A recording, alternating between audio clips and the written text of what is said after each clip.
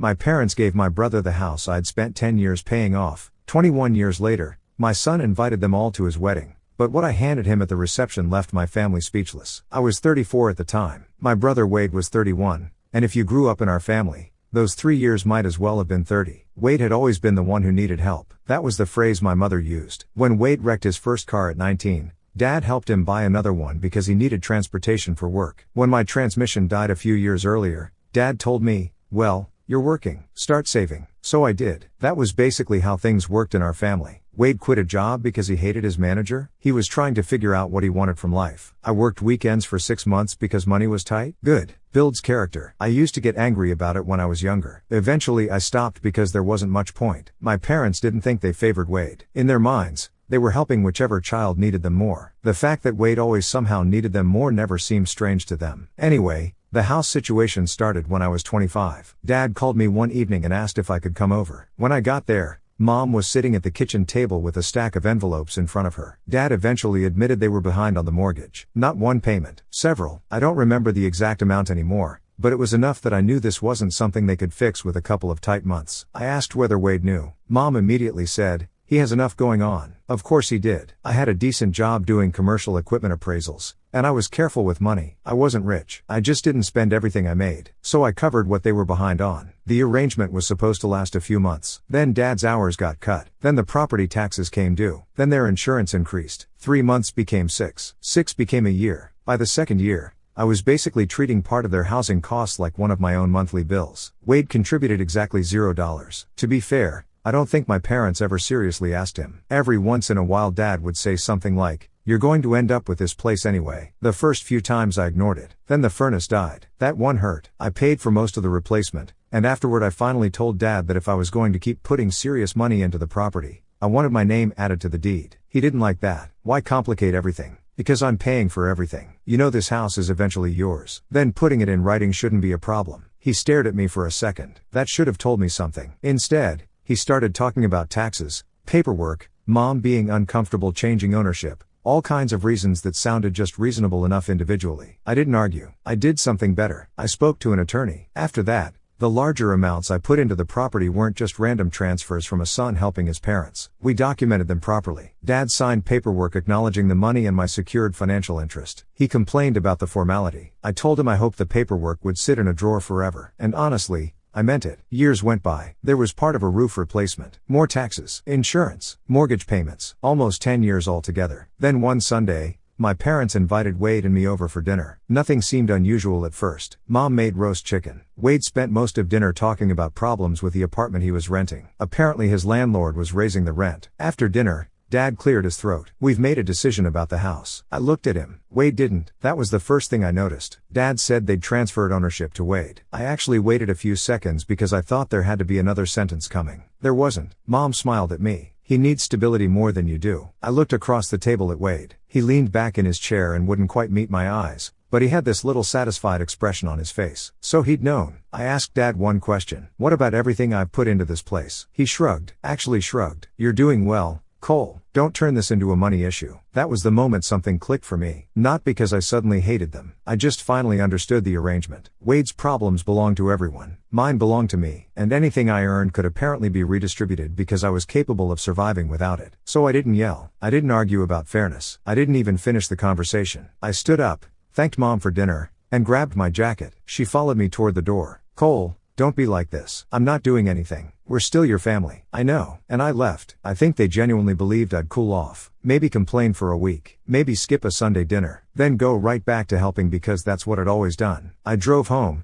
went into my office, and opened the bottom drawer of my filing cabinet. The folder was exactly where I'd left it. Inside were years of records, transfers, receipts, signed agreements, and one document with my father's signature that suddenly mattered a lot more than it had that morning. I sat there looking at it for maybe 5 minutes. Then I found the business card my attorney had given me years earlier and placed it beside my phone. His office opened at 9. At 9:03 the next morning, I called him. My attorney, Calvin, answered on the second ring. Well, his assistant did. Calvin called me back about 20 minutes later. "Cole, Been a while. Yeah, I need you to look at those agreements we did for my parents' house. There was a pause. What happened? They gave the house to Wade. Another pause. This one was longer. They transferred it, apparently, with your interest still attached? As far as I know. I heard him moving papers around on his desk. Send me everything you have. I already had most of it scanned, so that part took maybe 15 minutes. The older receipts took longer because apparently past me believed throwing paper into a folder counted as organization. Calvin called again around lunchtime. His tone had changed. Your father signed these. I know. No.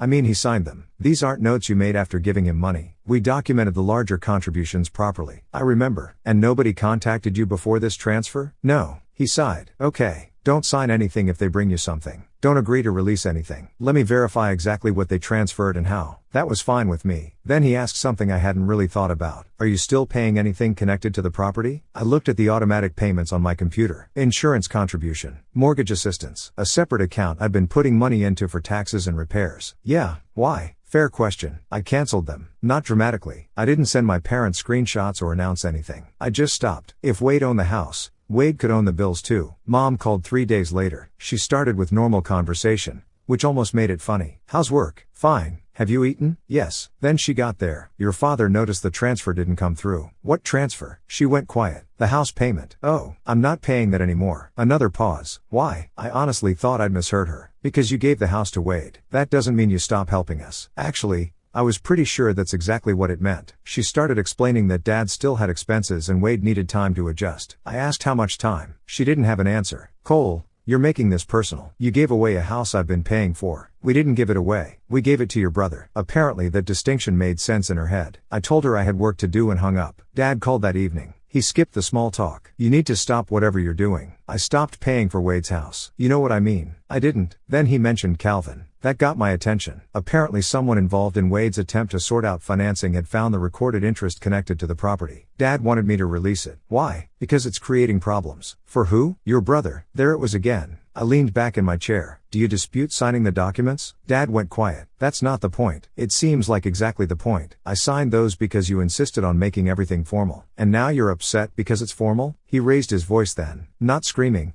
but close. He said I'd already gotten years of benefit from knowing the family home was secure. That was a new one. Apparently paying someone else's mortgage was now a benefit. Then he said Wade couldn't comfortably refinance with my claim sitting there. I told him Calvin would handle anything involving the property from now on. Dad hung up on me. The next morning Wade called. He didn't bother pretending to be polite. What the hell are you doing? Working. You put a claim against my house. No. I protected money I put into Mom and Dad's house years ago. You just happen to own that house now. They gave it to me. I know. So you can't suddenly decide I owe you money. I didn't suddenly decide anything. Dad signed the paperwork years ago. Wade went quiet. That was when I realized he hadn't known. He recovered quickly. You're trying to take my house because you're pissed they gave it to me. No, that's exactly what you're doing. I opened the folder on my desk. Give me your email. What? Give me your email. I'll send you the documents. He refused. Fine. By that afternoon, Aunt Maribel called. Then my cousin. Then another relative I hadn't spoken to in almost a year. Apparently Wade had been busy. The story going around was that my parents had generously given him their home and I'd immediately tried to take it because I was jealous. I didn't argue with anybody. I emailed paperwork, payment records, signed acknowledgments, dates, amounts. After that, something interesting happened. People stopped calling. Aunt Maribel actually texted me the next morning. I wasn't told all of that. Yeah, I figured. About a week later Wade called again. He sounded completely different. No yelling this time. I looked at everything. Okay, do you seriously expect all of this back? I expect what I'm legally owed. I can't afford that. I stared at my computer for a second. Then why did you accept the house? He didn't answer. For the next few weeks, I heard almost nothing. Calvin handled the paperwork. I went to work. My parents stopped inviting me to Sunday dinner, which wasn't exactly devastating. Then one Thursday afternoon, Wade called while I was leaving an inspection. His voice sounded exhausted. I've been talking to the bank. I unlocked my car. And? He took a breath. I can't make this work. I waited. Then he said the one thing I knew my parents never imagined they'd hear. I'm selling the house. I didn't say anything for a few seconds. Not because I was surprised exactly. There weren't many other options left. Still, hearing Wade say it felt strange. Mom and Dad know? He laughed once, but there wasn't anything funny about it. What do you think? I think Mom blamed me. She blamed everybody. That sounded about right. Wade explained that he'd spent the last couple of weeks trying to make the numbers work. Between what was still owed, regular expenses,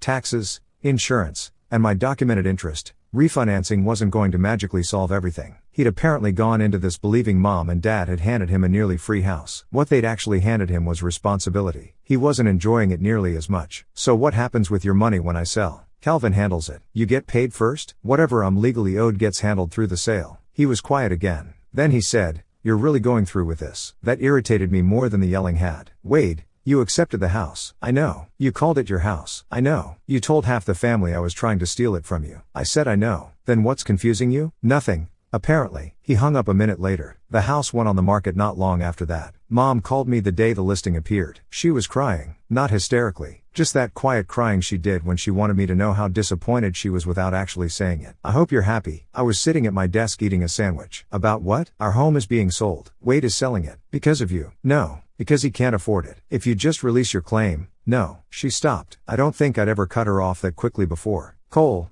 that's your childhood home. And doesn't that mean anything to you?" Of course it did. That's what made the whole conversation so ridiculous. I'd spent years keeping that house from being lost, but apparently sentimental attachment was only supposed to matter when they needed something from me. I put the sandwich down. "Mom, you gave it away. We gave it to family. You gave it to Wade. He needed it. Then Wade can keep it." "He can't because of what you're doing." There wasn't much left to say after that. The house sold a couple of months later. I didn't attend anything. Didn't drive past it. Didn't ask who bought it. Calvin called when everything was ready. My secured interest was satisfied from the proceeds. I got what I was legally owed. Not some ridiculous bonus. Not the entire value of the house. What I had protected. That was enough. I remember looking at the final number in my account and feeling less satisfied than I expected. Mostly I felt finished. Then Dad called. "Got what you wanted?" "I got my money back." "Same thing." "No, Dad. What I wanted was for you to keep your word." He didn't have much to say to that. After the sale, my parents moved into a smaller place. Wade found another rental, and everyone seemed to assume that once the house issue disappeared, we'd slowly return to normal. That didn't happen. A few months later,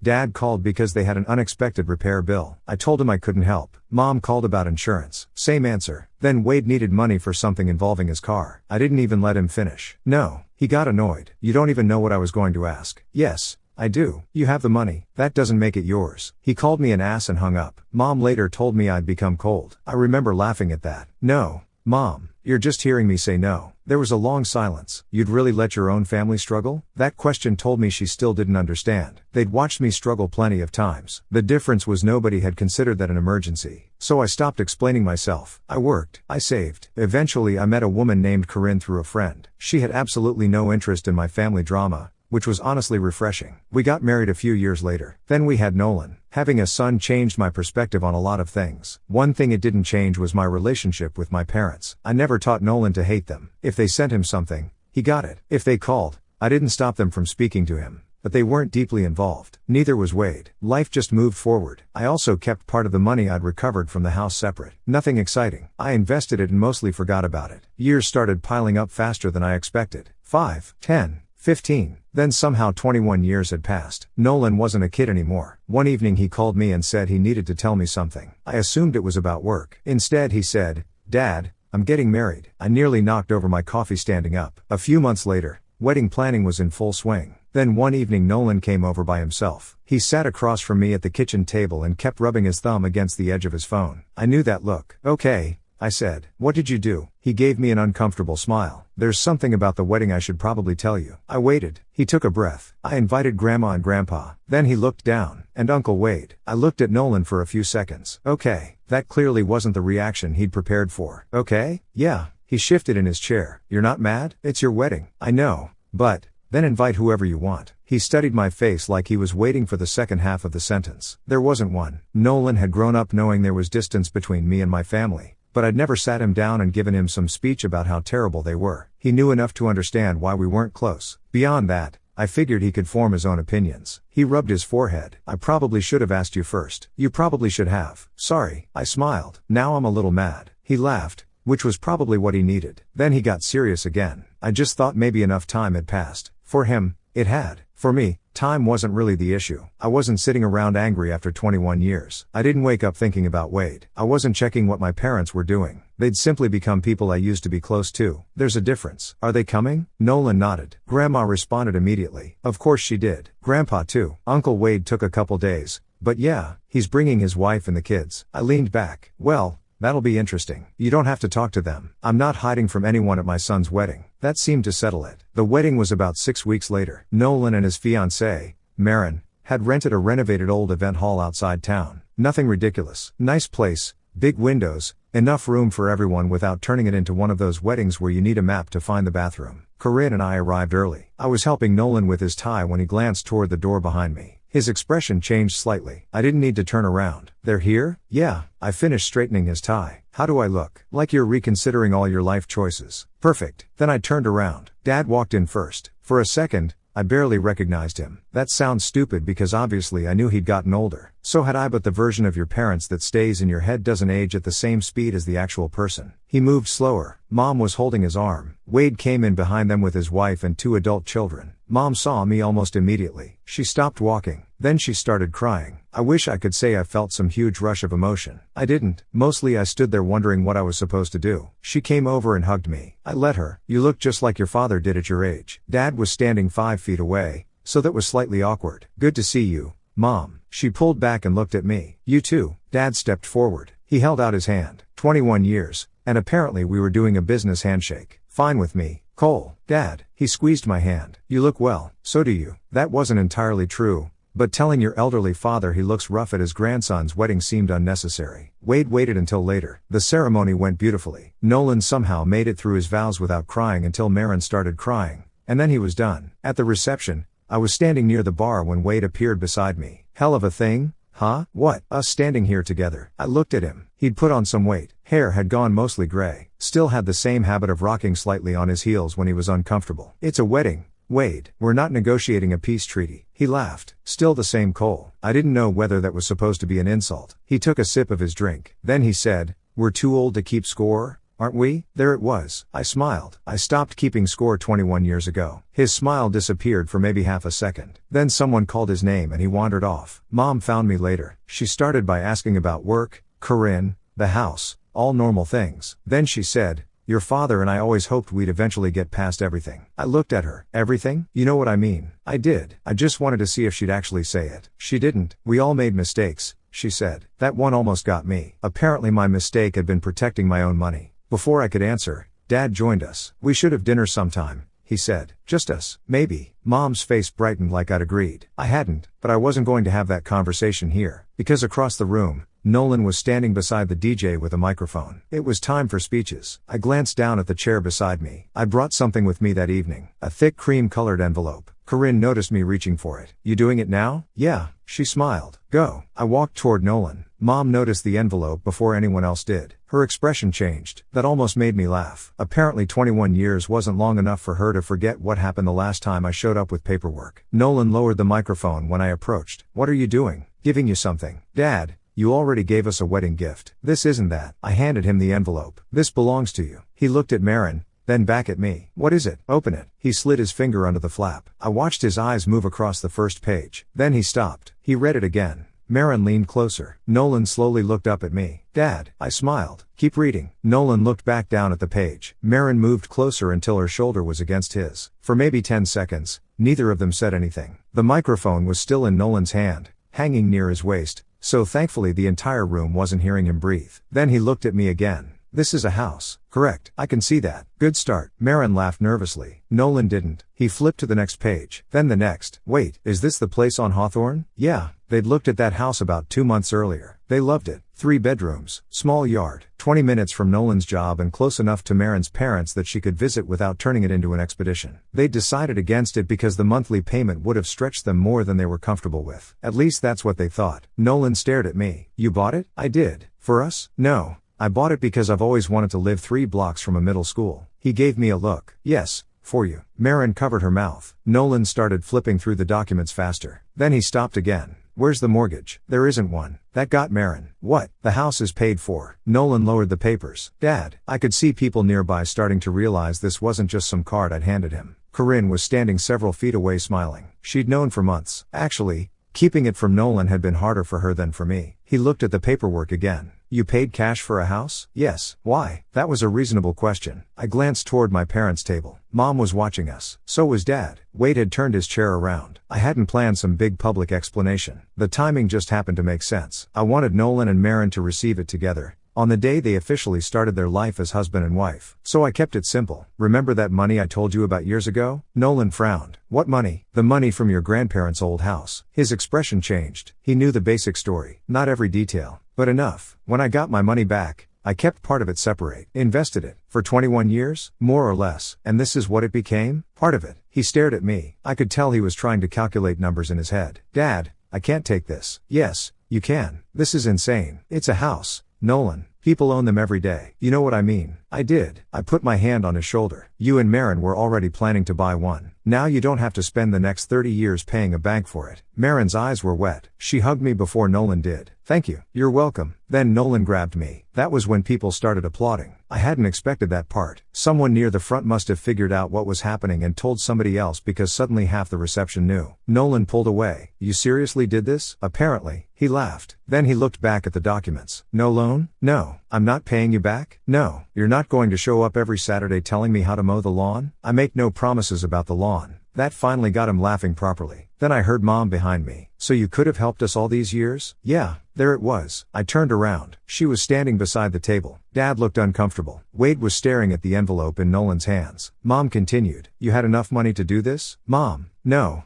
I'm asking. I looked at her. I did help you. Her mouth tightened. For 10 years. She didn't answer. Neither did Dad. And for once, I wasn't interested in filling the silence for them. I turned back to Nolan. This isn't about them. He nodded. I know. This is yours and Marin's. No family loan. No repayment. No conditions. Marin looked at me. Seriously? Seriously. I meant that part more than anything. I'd spent enough of my life around gifts that came with expectations attached. I wasn't doing that to them. Nolan started putting the documents back into the envelope. Then something slipped out. One sheet landed against the table. I immediately recognized it. Older paper. Different formatting. It wasn't part of the house purchase. I'd included it because I wanted Nolan to understand something later. Privately. Apparently later had arrived early. Nolan picked it up. What's this? Before I could answer, Wade stepped closer. He'd seen the signature at the bottom. Dad's signature, not the one he'd used recently. The way he used to sign his name 21 years earlier. Wade's face changed. Where did you get that? I looked at him. It's mine. He reached toward it. Nolan pulled the paper back. Why do you care? Wade didn't answer him. He was looking at Dad now. Then he looked back at the document. I've seen that before. That surprised me. You have? Wade nodded slowly. Then he pointed at the page. Dad told me that document didn't mean anything. The reception was still going on around us. People talking. Music playing. Glasses clinking. But at our table, nobody moved. Nolan looked down at the page again. What exactly did Grandpa sign? I glanced at Dad. He'd gone completely still. And judging by his expression,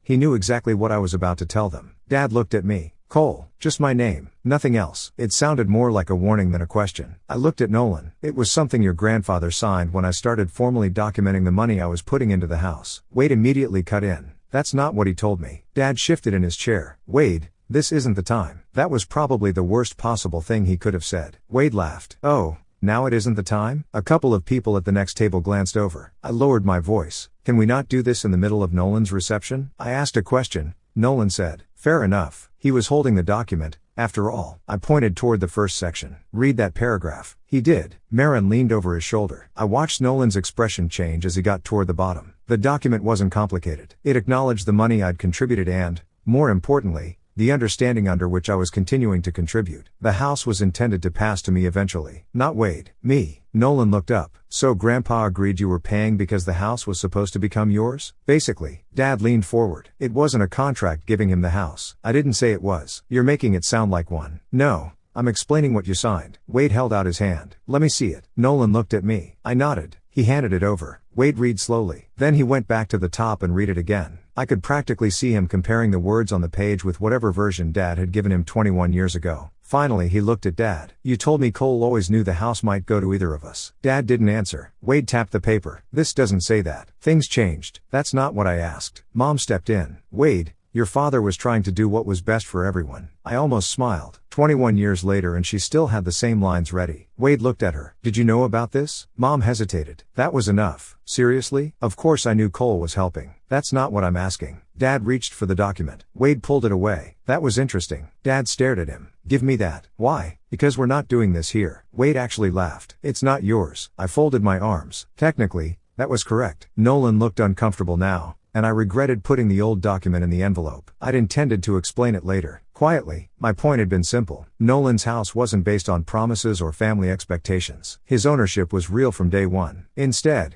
we were apparently reopening a 21-year-old argument beside the wedding cake. Great planning on my part. I looked at Wade. Give it back to Nolan. He did, but then he turned toward Dad again. When did you decide? Dad frowned. When did we decide what? To give me the house. Nobody answered. Wade looked at Mom. You guys told me it had been the plan for years. Mom's eyes moved toward me. There it was, a detail I hadn't known. You told him that? I asked. We didn't want you two fighting. I couldn't help myself. How'd that work out? Corinne touched my arm. Fair warning. I stopped. Wade wasn't stopping. So when? Dad finally sighed. It wasn't one specific day. Before Cole paid for the roof? Dad said nothing. Before the furnace? Nothing. Wade looked at me. How long before they gave me the house did you know? I found out at dinner. No. I mean that they were considering giving it to me. I didn't. He turned back toward our parents. Mom's face had gone tight. Then she said quietly, you were having problems. Wade stared at her. What problems? You know what problems? Apparently he didn't. Dad rubbed his forehead. You weren't stable financially. Wade blinked. For once, he looked genuinely embarrassed. Mom continued. Your rent was going up. You'd changed jobs again. We were worried, and we thought the house would give you some stability. Wade looked down at the document, then at me. So while he was still paying,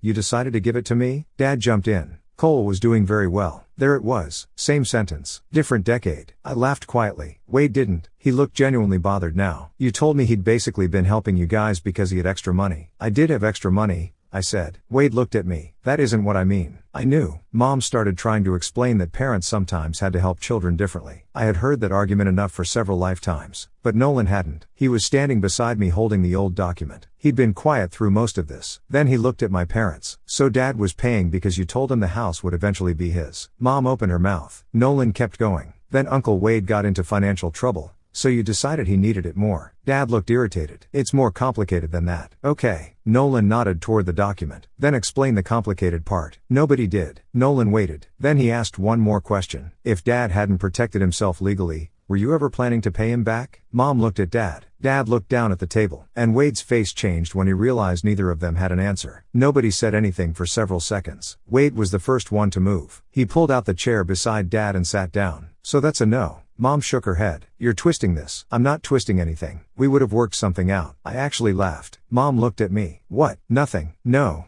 Say it. I shrugged. You had 10 years to work something out. Dad looked irritated again. We're going in circles. Wade leaned forward. No. I'm hearing this for the first time. That shut Dad up. Wade pointed at me. You told me he was angry because he thought the house should have been his. He was angry. That's not what I said. Mom tried interrupting. But Wade kept going. You told me Cole had been helping because he could afford it. You made it sound like he volunteered to cover some bills and then decided that meant he owned the house. I looked at Wade. That explains a few phone calls. He rubbed his face. When you sent me all that paperwork, I thought you'd done it because you didn't trust them. Partly, but they signed this. Yeah, and they were telling you the house would be yours. Repeatedly. Wade stared at Dad. Why didn't you tell me that? Dad gave the same answer he'd been giving my entire life. We were trying to help you. Wade leaned back. Something about that answer seemed to bother him more than everything else. So you lied to me. We didn't lie. You told me he knew. Dad didn't answer. There it is again, Wade said. Mom lowered her voice. Your brother was doing fine. You weren't. Wade looked embarrassed. I know I wasn't. That surprised me. 21 years earlier,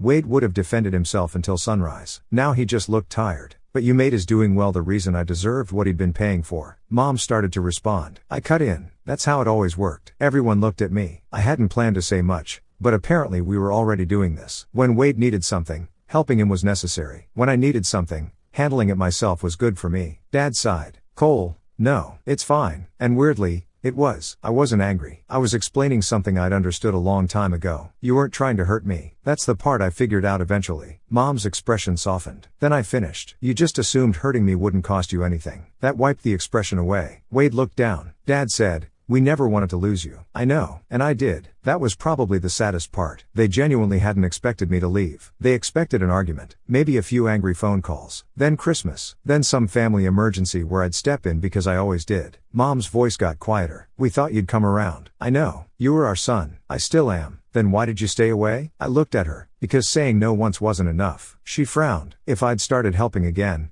nothing would have changed. Dad would have needed something. Wade would have needed something. You would have told me family helps family. And 6 months later we'd be right back where we started. Wade didn't argue. Neither did Dad. That told me plenty. Nolan finally stepped between us. Okay. Everyone looked at him. He held up both hands. I love you guys, but I'm getting married today. I immediately felt like an idiot. Fair. He smiled slightly. I don't mind knowing this. Actually, I'm glad I know. But maybe we don't solve 21 years of family problems next to the cake. Good plan. Wade handed Nolan the old document. The DJ restarted the music properly, and people gradually stopped watching us. Later that evening, I stepped outside for some air. Dad followed me. For a while he just stood beside me. Then he said, I really did think you'd come back. I know. I kept thinking eventually you'd get over it. That was the problem. He looked at me. I wasn't trying to take something from you. You were. You just didn't think I'd make you acknowledge it. He nodded slowly. Then he asked, is there any chance we can fix this? I took my time answering. I don't know. It was the truth. I can be civil. I can talk to you. But I'm not going back to what we were. Dad looked disappointed, but he nodded. Then he asked something I hadn't expected. Why did you bring that old document tonight? I glanced through the window. Nolan was laughing with Maren near the dance floor. It wasn't for you. Then why? Because I wanted Nolan to understand the difference. Between what? A promise and ownership. Dad didn't say anything. When you told me that house would be mine,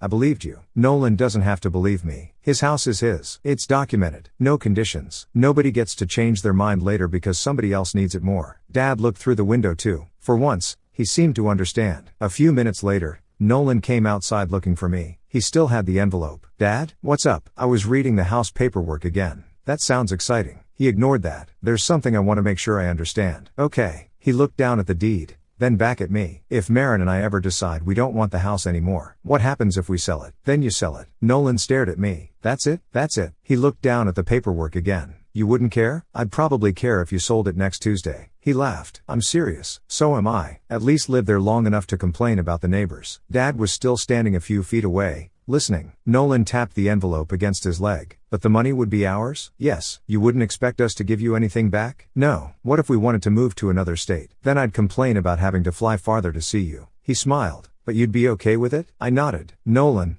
it's your house. I pointed at the papers. Not mine with your name temporarily attached. Not a family property I'm letting you use. Yours. That seemed to be the answer he was looking for. Maren came outside a minute later. There you are. Your wife has been abandoned at her own reception. You were dancing with 6 people. Still abandoned. She noticed the paperwork. What are you two talking about? Nolan smiled. Apparently we can sell Dad's house. I corrected him immediately. Your house. Maren looked at me. Seriously? Seriously. I explained the same thing to her. No repayment. No conditions. No expectation that they keep it forever. If they sold it someday and bought something else, fine. If they stayed there 40 years, also fine. I wasn't interested in owning part of their decisions just because I'd paid for the property. Dad was quiet through all of this. Eventually he said, I understand. I looked at him. He nodded toward the envelope. What you meant earlier. I didn't answer. I didn't need to. We went back inside. The rest of the reception was surprisingly normal. Mom didn't bring up money again. Wade stayed mostly with his family. Dad and I spoke a couple more times, but nothing serious. Honestly, I preferred it that way. 21 years wasn't going to be repaired between dinner and cake. Near the end of the night,